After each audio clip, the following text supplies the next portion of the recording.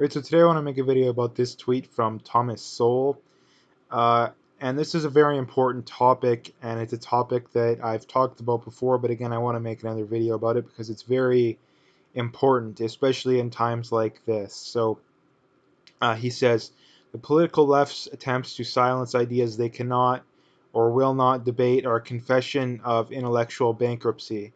But this is not just one of the left's ever increasing restrictions on other people's freedom to live their lives as they see fit. Now, this comes down to the whole idea that, which, again, I'm not someone who's big on playing sides. The reason why I always bring this stuff up is that partially it needs to be talked about more. Partially, there's a lot of people that pretend that there's very little difference between the left and the right, at least the actual left and the actual right. Again, just because you have a conservative or a Republican next to your name doesn't necessarily mean that you believe in the majority or all conservative or Republican values, or traditional at least. And then just because you have a Democrat or a liberal or an NDP next to your name doesn't necessarily mean that you are a traditional liberal, which most of them are. Most of them are socialists or full on socialists.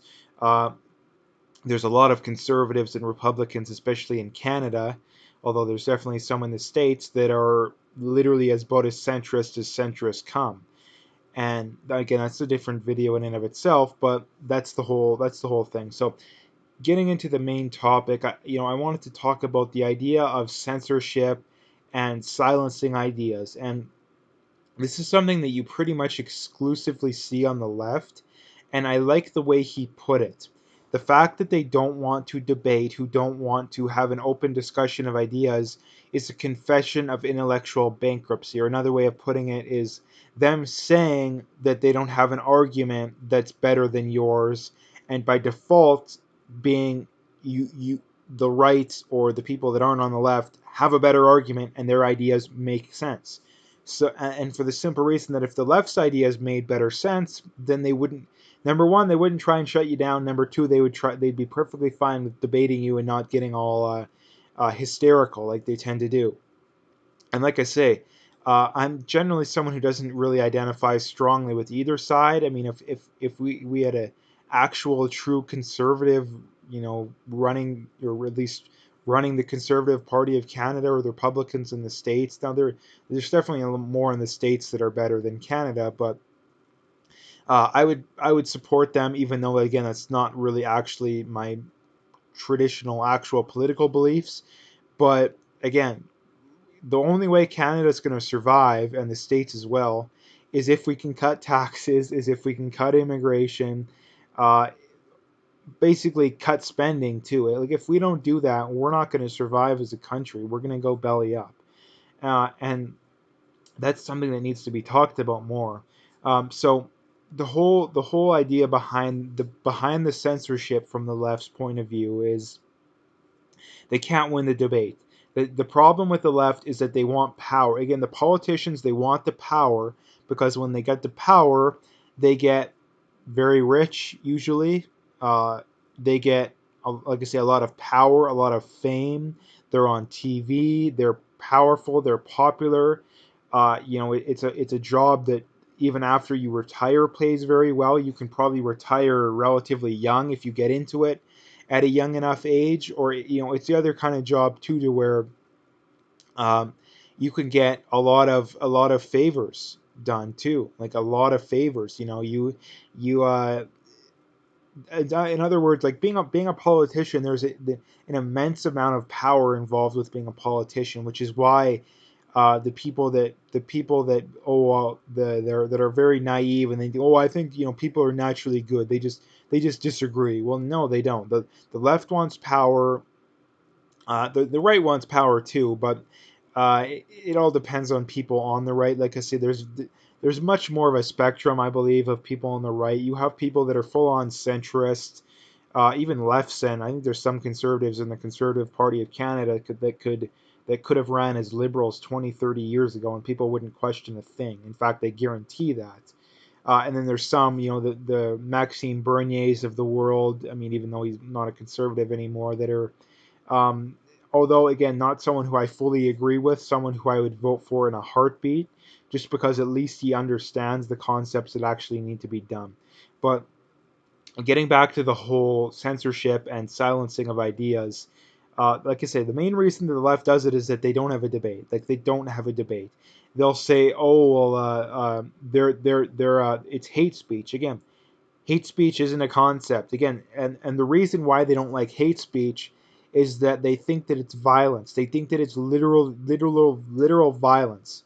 And that's not the case too, because words cannot hurt you. Again, sticks and stones. This has been around for hundreds of years.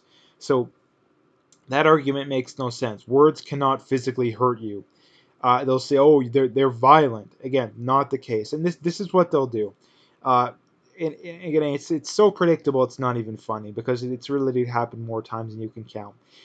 And you take the example of the conservative speaker or the right-leaning speaker going to speak on a college campus, and you have these leftist groups that'll do whatever they can to get it shut down. And then if they don't get it shut down, they'll be like, "Oh, if this guy comes, there's going to be violence. There's going to be rioting, maybe even." And then if that doesn't work, well then guess what happens? If the school still says, "Yeah, who cares? We're going to let them," or screw off. We're going to let them go. Come. Well, what do? They get violent, and then what happens? The media blames it on the right. On the right, and this is like I say, it's so pretty. And this is like Antifa's playbook too. They start stuff and they get it blamed on the other side. It's so predictable. It's not even funny. Uh, but it's like I say too that if they actually believed in free speech, and this is something too that really I really can't stand too, that it would be really nice if they could at least be honest about their intentions, which is one of the another things that really bothers me too, is that I've never heard of I mean, I probably have, I just don't remember it, but I've never heard of a leftist who says they're outright against free speech. I've never seen that personally. Like I say, it probably exists. I mean, communists basically don't want free speech when there's a lot of communists. Um, what they'll always tell you is that, "Oh, I'm pro free speech," but yet they'll have their laundry list of exceptions. And by the time they're done that laundry list of exceptions, you basically have to censor like half your ideas or most of your ideas if you're on the right, which just means that you don't have free speech. So that's something that for all the people that disagree with me, these people on the left, at least be honest, you don't believe in free speech. Like, at least we can have, I mean, we technically can't because you don't believe in free speech, but at least we can be honest and be like, "Hey, we have this side who doesn't believe in free speech." Like I say, at least we can be honest. The problem is they'll talk out of both sides of their mouth. They're like, "Oh yeah, we believe in free speech," but not you can't talk about this. You can't talk about lowering immigration. You can't talk about building a wall. You can't talk about private healthcare. You can't talk about gun rights. You can't talk about this, that, and the other. You can't say, scientific facts about the difference between the genders. Again, the left is big on science, but the minute it goes against their worldview, all of a sudden they're not big on science.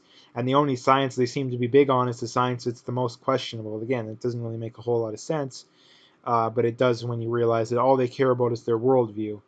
Um, so basically, that's what I wanted to talk about today. But again, it just goes to show that the minute someone wants to silence free speech, whenever you're talking, again, this is something that goes on all the time too. You'll have the classic, discussion amongst your friends or family, and inevitably there'll be that one person that tries to, "Oh, let's change the subject. Let's go do this, do that." By what what you're saying by doing that is that you don't have an argument, and therefore your political ideology is wrong, and the other person's is right by definition. Again, if you're trying to I know I've said this, but it needs to be repeated. Uh, if you're trying to shut other people down, silence them, uh, not participate in debate, then your beliefs are wrong, and there's a right, at least in the minds of you two or the groups of people, by definition. Like I say, by definition.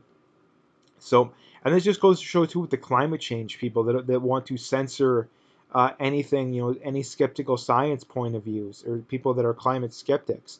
If your stuff is so settled in science too, you're 100% confident, then why do you have to silence opposing views? Like, why do you have to silence opposing views? Like nobody needs no scientists are calling for banning people from coming up with theories that say gravity doesn't exist. That says yeah you should probably wear a coat when it's -30 or just basic stuff like that. You should fill up your car with gas every now and then or you're gonna run out. Like nobody wants to censor like super elementary basic stuff like that because everybody knows it's true. And if the climate change, if the science is settled, then why do you need to silence any opposition? It's almost like the science isn't settled. So basically, that's the video for today. Like I say, you can basically sum it up in a few sentences. In that, um, the fact that they want to silence ideas that they cannot or will not debate is by definition a confession that they don't have an argument against your argument, and by default, your idea and your worldview is more than likely the one that's true and the one that has the reason and evidence behind it. Um, so anyway, I'm gonna leave the video there. If you'd like to make sure to hit that like and subscribe, check me out. Check out my PayPal and email. I got links in the description. I appreciate any donations. But at the very least, just hit that like and subscribe. And last couple things, as always, check me out on Twitter if you haven't already. Again, you can see me in the bottom left corner here. And then check out my BitChute channel as well if you haven't already too.